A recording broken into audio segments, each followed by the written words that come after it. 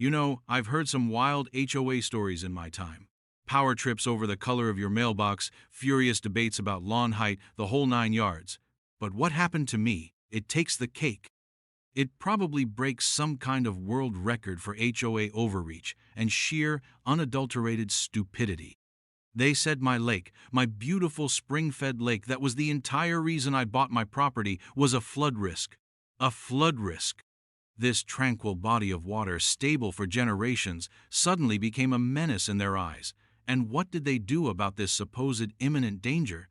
They drained it, sucked it dry, leaving a muddy, heartbreaking scar. And then, to add the ultimate insult to injury, they paved over that desecrated land and striped it for a parking lot. A hot, black, soulless slab of asphalt where my little piece of paradise used to be, all for a few more places for their oversized, gas-guzzling SUVs. But they made one colossal mistake. They picked a fight with the wrong guy.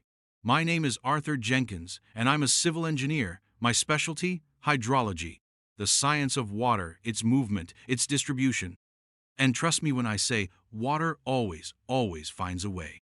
Drop a comment below, let me know where you're watching from, because folks, this story is a doozy, and you are not going to believe how this one played out. It all started about 10 years ago when I found a little slice of heaven tucked away at the edge of what was then a fairly new, but rapidly expanding, suburban development called Willow Creek Estates. The name was ironic, given that the developers had culverted most of the actual willow-lined creeks to maximize lot sizes. My property, however, was an outlier. It was a 5-acre plot that bordered the development on one side, but the other 3 sides were still largely undeveloped woodland. And the crown jewel, the absolute heart of it, was a stunning 2-acre natural lake. It wasn't huge, but it was deep, spring-fed, crystal clear, and teeming with life. Bass, bluegill, the occasional heron fishing patiently on the banks. Old oaks and maples ringed its edges, their branches dipping towards the water. It was my sanctuary. I'd swim in it on hot summer days, fish from my little rowboat, or just sit on the small wooden dock I built and watch the sunset paint the water in hues of orange and purple. The previous owner, an old fellow who'd lived there for 50 years, told me the lake had been there as long as anyone could remember, a permanent feature of the landscape, and so 50 years, from not to Kensens, from night and very as long as anyone could remember. A natural depression that collected spring water and rainfall, slowly releasing it into the subsoil, and a small, almost invisible seep that eventually found its way to a distant creek. It was, in hydrological terms, a perfectly balanced system, a natural retention and detention basin, if you will. I spent the first few years just enjoying it, maintaining the property, and generally keeping to myself. I knew there was an HOA for Willow Creek Estates, but since my property wasn't technically part of the initial plat, and I had no desire for their communal pool or meticulously manicured and sterile common areas, I paid them little mind. That, as it turns out, was naive. The trouble began subtly, as it often does. It started with Mr. Henderson, Gerald Henderson. He was the HOA president, a man whose self-importance seemed to expand proportionally with the imaginary scope of his authority.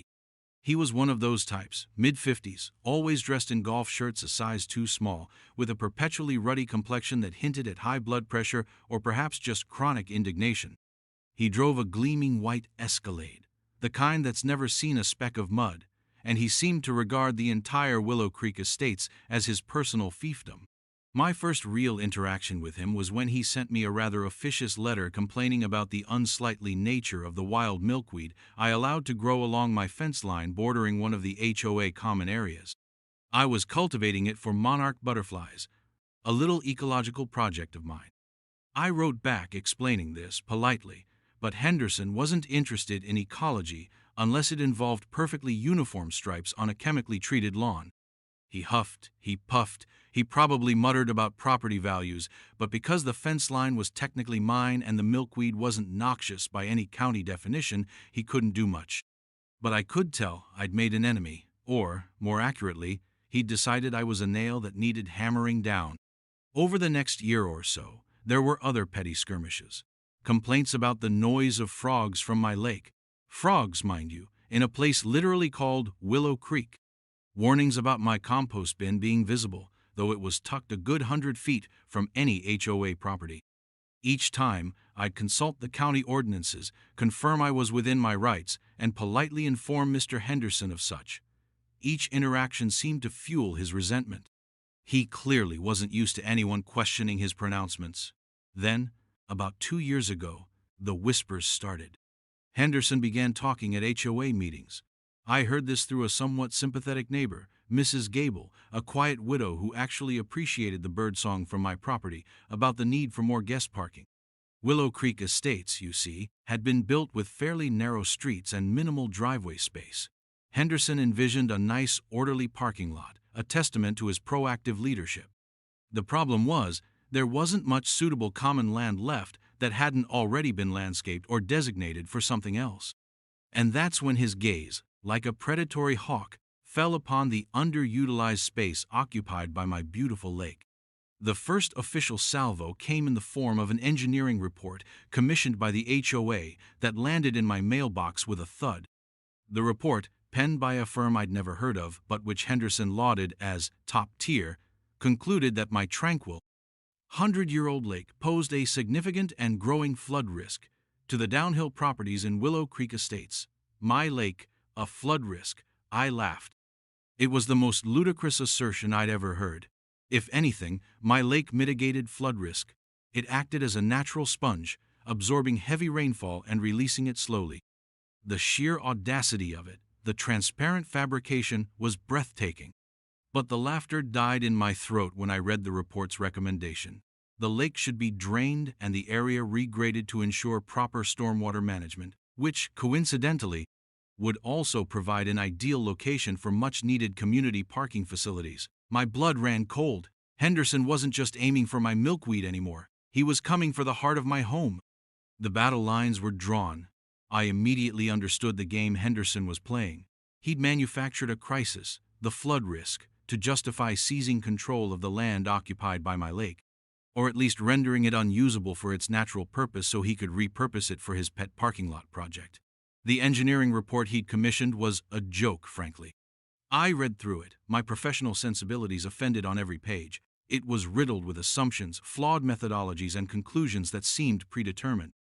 They cited increased impermeable surfaces in the surrounding area due to development as a contributing factor to this supposed flood risk from my lake, completely ignoring the fact that my lake predated all that development and had been managing water in the area perfectly well for a century. It was classic blame shifting. They even had some fuzzy aerial photos taken after a particularly heavy, once-in-a-decade storm, showing the water level in the lake slightly higher than usual, and spun this as evidence of its dangerous potential.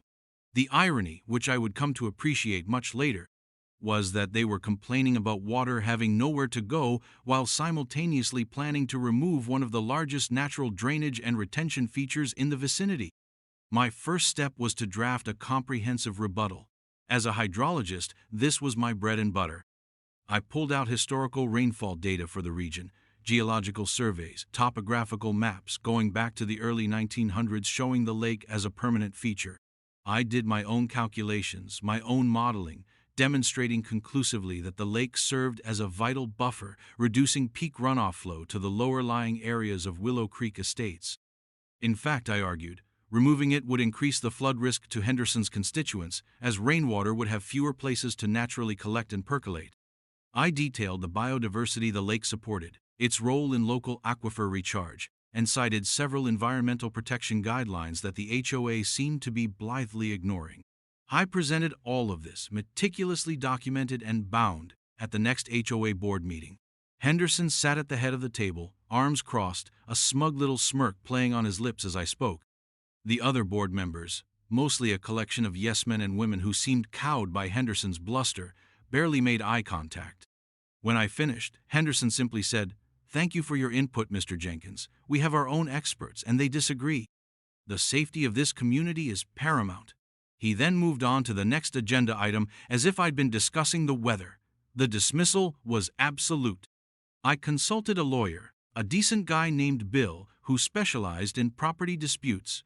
He was sympathetic but grim.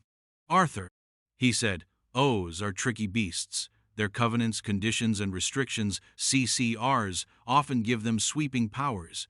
if they can convince a judge, or even just themselves, that there's a legitimate safety concern, they can be very hard to stop, even if they're encroaching on what feels like your private property, especially if the lake has any kind of shared watercourse or perceived impact on common areas. He pointed out that while a portion of the lake was undeniably on my deeded land, its influence, as the HOA report put it, extended beyond my boundaries. The HOA was arguing that the risk it posed was to their properties. Bill advised that we could fight it, but it would be expensive, lengthy, and the outcome was uncertain. They had their expert report, however, flawed. We'd need our own equally credentialed experts to counter it in court, and even then, judges often deferred to HOAs on matters of communal safety unless there was clear evidence of malice or gross negligence, which was hard to prove when they were hiding behind a veneer of due diligence. Henderson, meanwhile, was working the community. He held informational sessions, which Mrs. Gable described as Henderson ranting about imminent dangers and the selfishness of one individual holding the entire community hostage to a puddle. He painted me as an unreasonable recluse, oblivious to the needs of my neighbors. He showed glossy architectural renderings of the proposed parking lot, Henderson Plaza, some wags were already calling it, complete with little landscaped islands and decorative lighting. He promised it would increase property values and solve all their parking woes. Some residents, particularly those who frequently had guests or multiple cars, bought into it. Others were uneasy, but unwilling to openly challenge Henderson. The HOA voted predictably to proceed with the lake remediation and community enhancement project. I received a formal notice, delivered by certified mail, informing me that work would commence in 30 days to drain the lake and construct the parking facility. It cited various clauses in the HOA master plan about ensuring proper drainage and the board's authority to act in the interest of community safety. It was a declaration of war. The thought of those machines, those pipes, violating my sanctuary, destroying something so beautiful and vital for something so utterly mundane and ugly, it filled me with a rage so profound it was almost calm. A cold, calculating fury. They were actually going to do it. They were going to kill my lake. And I knew, with a sinking heart, that the initial legal skirmishes were unlikely to stop them in time. The clock was ticking. The day the machinery arrived is seared into my memory. I woke to the rumble of heavy trucks, the guttural cough of diesel engines. Peeking through my blinds, I saw them. A monstrous excavator, a bulldozer, several large flatbeds carrying massive pumps and coils of thick black hosing. They were staging on the HOA common ground that abutted the edge of my lake, the part Henderson had cunningly designated as the primary access point for remediation. Henderson himself was there, naturally, wearing a bright yellow hard hat that looked ridiculous atop his golf shirt. He was gesturing expansively, directing the work crew like a low-budget Napoleon. I felt a wave of nausea. My lawyer had managed to file for an emergency injunction, but the hearing wasn't for another week, and he'd warned me it was a long shot.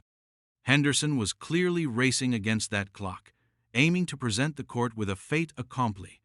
A drained lake, he probably figured, was harder to undrain. I stood on my little wooden dock, a helpless spectator to the execution of my lake. The workers, to their credit, looked mostly indifferent, just doing a job. They set up the powerful pumps, the intake hoses snaking into the clear water like invasive serpents. Then, with a deafening roar, the pumps kicked into life. Water, my beautiful, clean lake water, began to gush out through the discharge hoses, channeled into a hastily dug ditch that led towards a storm drain system several hundred yards away, a system designed for rainwater runoff, not the sustained emptying of a 2-acre body of water. I watched the water line begin to drop, slowly at first, then with increasing speed. The edges of the lake, once gently lapping, receded, exposing muddy banks that had been submerged for decades. Fish, confused and trapped in the shrinking pools, began to flap desperately. Herons and egrets, regulars at my lake, circled overhead, uttering distressed cries as if they understood the sacrilege unfolding below.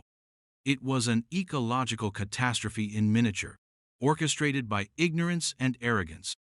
I tried to intervene, to speak to the foreman, showing him my property deeds, explaining that a significant portion of the lakebed was mine. He just shrugged, pointed towards Henderson, who was now observing from the comfort of his Escalade AC blasting, and said, "Talk to the boss, mate.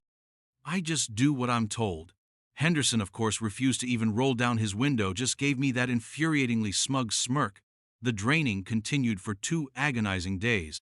The water level dropped foot by foot, revealing the lake's hidden contours, its deeper sections, the old submerged logs that had provided habitat for countless creatures.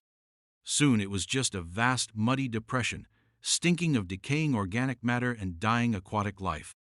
The springs that fed it still trickled in, creating small, pathetic puddles, but the pumps quickly sucked them away. My lake was gone, and the silence it left behind was deafening. No more gentle lapping of water, no more frog chorus, no more splash of a jumping fish, just a gaping, muddy wound in the earth. Within a week, even before the injunction hearing that was now moot, the bulldozers moved in. They pushed and scraped, leveling the rich, dark mud, filling the deeper portions with coarse gravel and construction debris, the beautiful old oaks and maples that had ringed the lake. Several of them, whose roots were now exposed or were deemed in the way of the parking lot's footprint, were unceremoniously felled, their venerable trunks carted off. I felt each chainsaw cut like a blow to my own body. Then came the asphalt. Hot, steaming, black asphalt spread thick and remorselessly over the grave of my lake. Roller machines compacted it into a sterile, featureless expanse. Finally, the striping machines arrived, painting sharp, white lines, delineating the precious parking spaces Henderson had coveted for so long. He even had a little sign erected, "Willow Creek Estates Community Parking, G. Henderson, President," his monument to myopia. The whole process, from vibrant lake to ugly parking lot, took less than a month. Henderson strutted around like a conquering hero. Some residents congratulated him. Mrs. Gable just shook her head sadly when she saw me, murmuring, "I'm so sorry, Arthur, it's a crime." And it was. It was an act of profound environmental vandalism, driven by petty ego and a complete disregard for anything beyond the most superficial, man-made convenience. Standing there looking at that hideous black square baking in the sun, a place that had once been so full of life and beauty, something inside me hardened. Despair began to curdle into a cold, meticulous resolve. They thought they had won. They thought it was over. They had no idea what they'd truly set in motion. They'd forgotten, or perhaps never known, the fundamental truth about water. You can displace it, you can divert it, but you can rarely defeat it. It always seeks its level. It always remembers where it wants to go, and I, Arthur Jenkins, civil engineer and hydrologist, was about to give it a little help remembering. The weeks following the paving of my paradise were bleak. Every morning, the first thing I saw from my window was that obscene rectangle of blacktop where my lake used to shimmer. Henderson's white Escalade was often parked in the prime spot naturally, right near the entrance, gleaming under the sun. He'd sometimes give a little wave if he saw me, a gesture of triumphant condescension. The HOA newsletter crowed about the successful completion of the project, highlighting the enhanced community amenities. I avoided my neighbors, avoided conversation. I retreated into my house, into my office, and into my thoughts. The anger was still there, a cold, hard knot in my stomach, but it was now overlaid with a sense of purpose. This wasn't just about revenge anymore, though the thought of wiping that smirk off Henderson's face was certainly a motivator. This was about justice. It was about ecological balance. It was about proving a point, that nature, and the laws of physics that govern it, cannot be so easily dismissed by bureaucratic fiat and sheer, bull-headed ignorance. My specialty, hydrology, is often misunderstood. People think it's just about dams and rivers, but it's far more nuanced. It's about the entire water cycle: precipitation, infiltration, runoff, groundwater flow, evapotranspiration. It's about understanding how water moves through and interacts with the landscape, both visible and invisible. My lake hadn't just been a pretty feature. It was an integral part of the local hydrological system.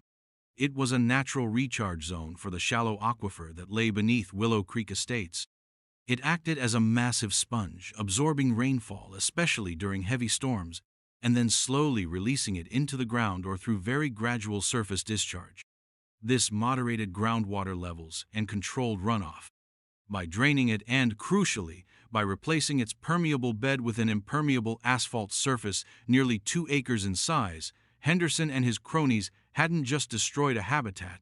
They had fundamentally altered the water balance of the entire area. That vast sheet of asphalt now acted like a giant shield, preventing rainwater from soaking into the ground where the lake used to be. That water, which previously would have been absorbed and managed by the lake, now had to go somewhere else. And water, being governed by gravity, tends to flow downhill. Downhill, as it happened, towards the majority of the homes in Willow Creek Estates, including Henderson's own prized property. I began my research in earnest. This wasn't about emotion anymore, this was about science. I pulled out the original topographical surveys of the area, pre-development. I had copies from my initial property purchase, and I cross-referenced them with county records. These maps clearly showed the natural swales and depressions, the ancient pathways water had taken for centuries. My lake, it turned out, was the primary collection point for a fairly large catchment area. I studied the soil composition reports that had been done before Willow Creek Estates was built, mostly clayey loam, not the best for rapid percolation, which made the lake's role as a holding basin even more critical.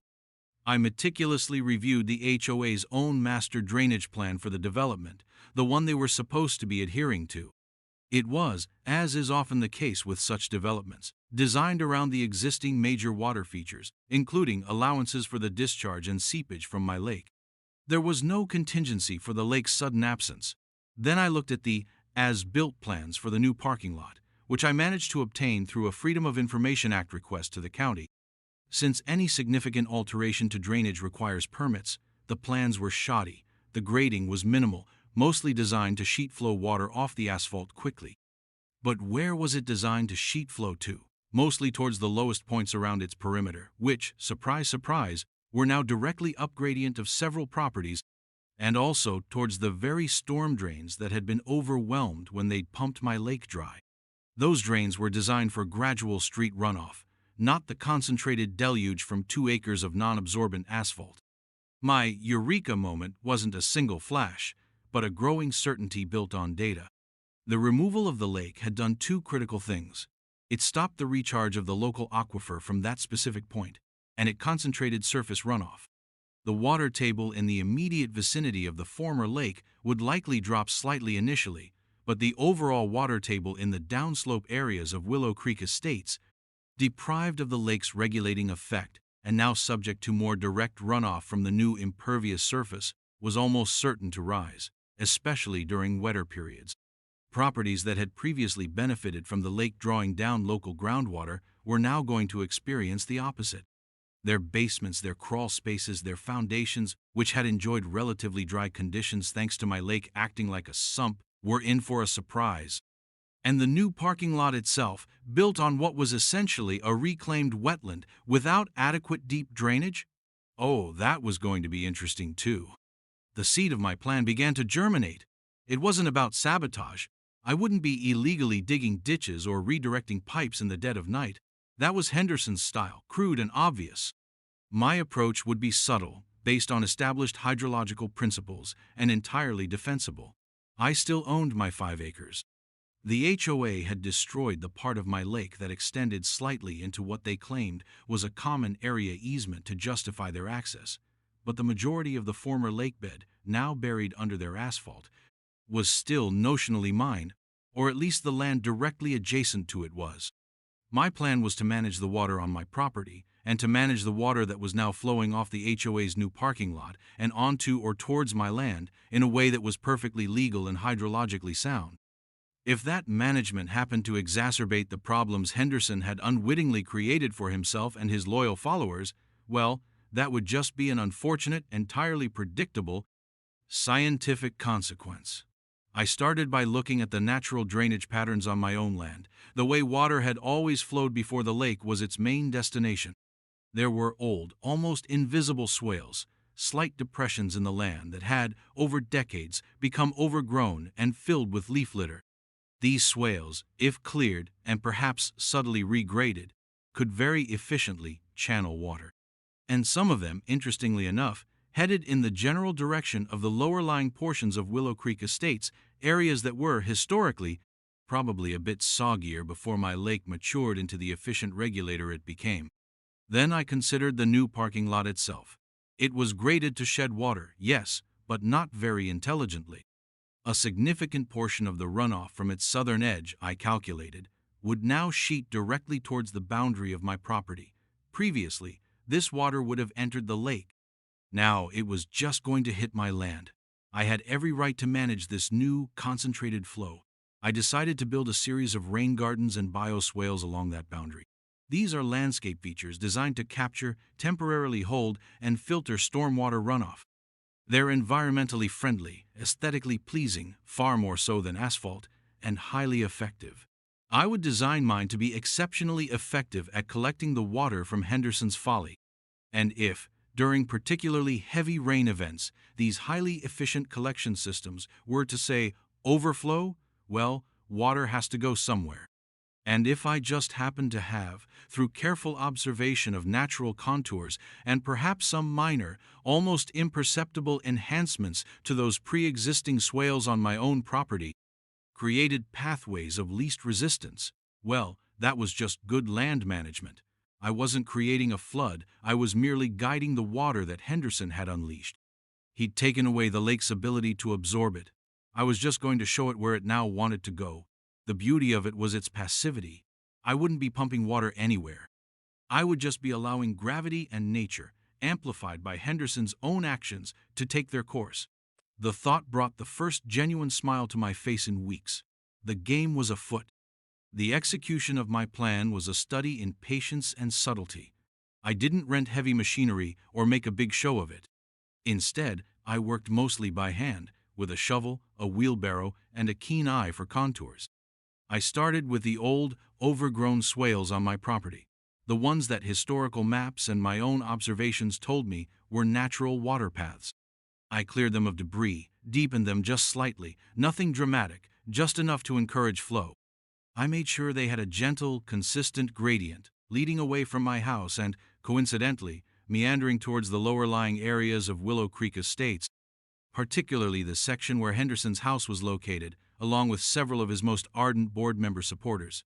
It was painstaking work but deeply satisfying. Each shovelful of earth felt like a small act of reclamation. Next came the rain gardens and bioswales along the edge of my property that bordered Henderson's magnificent parking lot. I chose native plants known for their water tolerance and deep root systems: sedges, rushes, irises, dogwood shrubs. These would not only absorb a good deal of water, but also help to slow its flow, allowing more of it to percolate into the ground on my property, which was my stated, perfectly legitimate aim. However, I designed the capacity of these features very carefully. They would handle a typical summer shower beautifully, but a sustained downpour or the kind of gully washer we often got in spring and fall, the runoff from 2 acres of impermeable asphalt would quickly overwhelm their holding capacity. And the overflow? Well, it would naturally spill out and follow the path of least resistance, which just happened to be those newly reconditioned swales. It was all perfectly logical, entirely defensible as responsible stormwater management on my own land in response to the altered drainage caused by the HOA's construction. I even put up a small, tasteful sign: Native Plant Rain Garden, Managing Stormwater Naturally. Henderson probably saw it and scoffed, thinking I was just some tree-hugging eccentric playing in the dirt. He had no idea he was looking at the architect of his impending aquatic nightmare. The science was sound. The former lakebed, now compacted and paved, was no longer acting as a detention basin or a recharge point for the aquifer directly beneath it. Instead, it was a massive collector of rainwater, which it then discharged rapidly. This sudden influx of water, with nowhere to go up into the lake, was forced to go sideways and down. The water table in the surrounding clay-rich soils, which had been kept in check by the lake acting as a natural drain, would inevitably begin to rise. Think of it like a bathtub. The lake was the drain. Henderson had plugged the drain and then aimed a fire hose, the parking lot runoff, into the general vicinity. The tub was going to fill up and eventually overflow. My rain gardens were just a polite attempt to catch some of the initial spray. The real problem was the plugged drain and the ongoing fire hose. The first signs were subtle: appearing about 3 months after the parking lot was completed, coinciding with the onset of the autumn rains. Mrs. Gable, my informant, mentioned in passing that several of her neighbors further down the slope were complaining about musty smells in their basements. One homeowner, a staunch Henderson ally named Peterson, apparently had a small puddle appear in his basement workshop after a particularly heavy overnight rain, something he'd never experienced in the 10 years he'd lived there. He blamed it on a faulty sump pump. Henderson, when asked, dismissed it as isolated incidents and deferred maintenance by individual homeowners. The irony was so thick you could spread it on toast. His new parking lot, meanwhile, wasn't draining as perfectly as his experts had promised.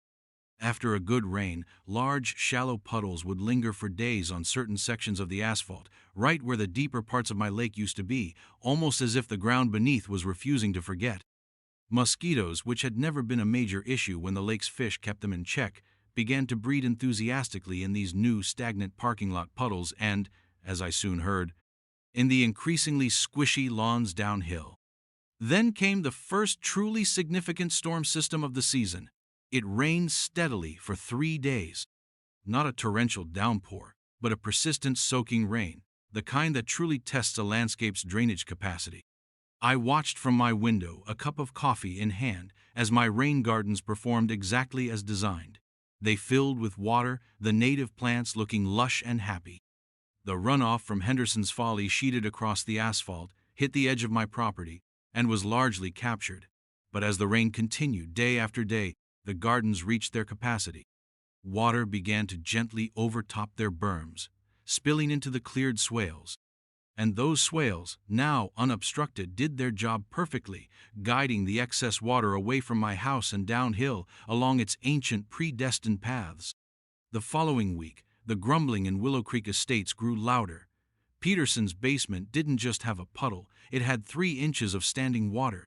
Several other homes along his street reported similar issues. Lawns were soggy and remained waterlogged long after the rain stopped. Henderson's own manicured front yard, I was delighted to observe on a drive-by, had developed a distinct spongy quality, and his prize-winning roses near the foundation of his house looked decidedly unhappy, their lower leaves yellowing. He was seen poking angrily at his lawn with a garden fork, probably suspecting a broken sprinkler line. He still hadn't connected the dots. He was so blinded by his own perceived brilliance in solving the parking problem that he couldn't see the much larger water problem he'd created. The water, denied its ancestral home in my lake, was patiently, persistently, beginning to reclaim its territory, or at least, make its presence profoundly felt in the new, lowest-lying, most saturated areas Henderson's project had inadvertently engineered. The subtle art of aquatic readjustment was well underway. The real show began the following spring. We had an unusually wet March, followed by a series of those classic April downpours that can saturate the ground in a hurry. My rain gardens and swales were now well established, the plants thriving, the channels clear. The massive, impermeable surface of Henderson's parking lot collected every drop of that prodigious rainfall and, with nowhere else to go, shunted it towards my property line. My systems gracefully accepted what they could, and then, with equal grace, passed the voluminous excess along the carefully prepared pathways. The effect on the downhill sections of Willow Creek Estates was no longer subtle, it was dramatic. Lawns didn't just get squishy, they became veritable bogs. Homeowners reported sump pumps running constantly and then burning out. Basements that had been bone dry for years were now perpetually damp, with visible mold climbing the walls. The musty smell Mrs. Gable had mentioned became a pervasive stench of mildew in several homes. Driveways started to show cracks as the saturated ground beneath them shifted. One poor fellow, a Henderson sycophant who had been particularly vocal in supporting the lake's destruction, found his entire backyard had turned into a shallow, reeking pond, complete with a thriving population of very loud frogs, a touch of poetic justice that didn't escape me. Henderson's precious parking lot didn't escape unscathed either. The minor puddling from the autumn had evolved. Large sections of the asphalt, particularly where the deepest parts of my lake had been, began to subside slightly. Cracks appeared, and water seeped up through them. It seemed the ground beneath, supersaturated and denied its natural drainage into the lake, was now pushing back. The parking lot, his monument to progress, started to look neglected and swampy around the edges. Some of the parking spots became unusable due to standing water or muddy verges. His gleaming white Escalade now frequently sported a fetching trim of mud along its tires and lower panels, much to his visible annoyance. HOA meetings, according to Mrs. Gable, transformed from Henderson's self-congratulatory monologues into frantic, angry shouting matches. Residents demanded to know what was going on, why their properties were suddenly turning into wetlands. Henderson, looking increasingly stressed and less ruddy, more of a pale, clammy green, I thought, initially tried to blame it on unprecedented rainfall and aging infrastructure. He brought in a new set of experts, a different engineering firm this time, probably one that wasn't on his Christmas card list. They poked around, took soil samples, and looked very concerned. I, of course, played the role of the concerned, slightly bewildered observer. When approached by anxious neighbors, I'd shake my head sympathetically. "It's a real shame what's happening," I'd say. "You know, I'm no expert in these kinds of problems, but it does make you wonder about the effects of changing the natural water table so drastically. That lake, you know, it held a lot of water, and this new parking lot, well, it's a lot of hard surface where water used to soak in." I'd then gesture towards my thriving rain gardens. "I've been trying to manage the runoff onto my property as best I can, but there's only so much one can do when the whole system is altered. Sometimes, during HOA meetings, which I started attending again just to witness the unfolding chaos, I would innocently ask questions. Has anyone considered if the removal of the lake and the compaction of that area for the parking lot might have, perhaps, redirected groundwater flows or increased hydrostatic pressure on foundations in the lower areas? Just a thought from a layman, of course. The term hydrostatic pressure hung in the air, sounding ominous and expensive. Henderson would glower at me, but he couldn't very well silence a resident asking a seemingly reasonable question. The new consultants eventually delivered their report to the HOA board. I managed to get a leaked copy from a now thoroughly disillusioned board member who had quietly come to regret ever backing Henderson. The report was damning. It confirmed everything I knew to be true. The removal of the lake, combined with the creation of the large impermeable parking surface, had catastrophically altered the local hydrology. The water table in the affected areas had risen by several feet. The soil was supersaturated. Their recommendations were a nightmare for the HOA.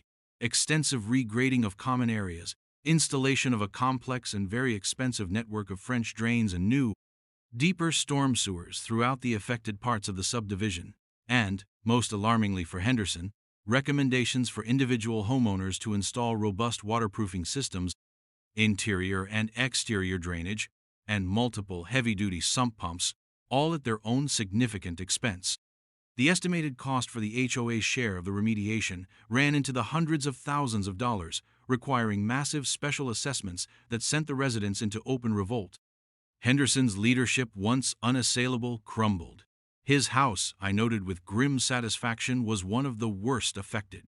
His basement was a lost cause, and a new, permanent water feature had appeared in his backyard, stubbornly resisting all attempts to drain it. His prized roses were long dead. His Escalade was perpetually filthy. At a particularly stormy emergency HOA meeting, where residents were screaming for his resignation, Henderson finally cracked. He stood up, face pale, and announced he was stepping down as president, effective immediately, citing health reasons. The room erupted, not in applause, but in a kind of weary, "we don't to my teen," angry catharsis. The aftermath was messy, expensive, and deeply satisfying.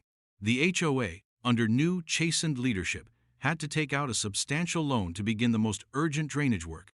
The much-needed parking lot became a symbol of Henderson's folly, partially flooded for months at a time, its asphalt cracking and buckling.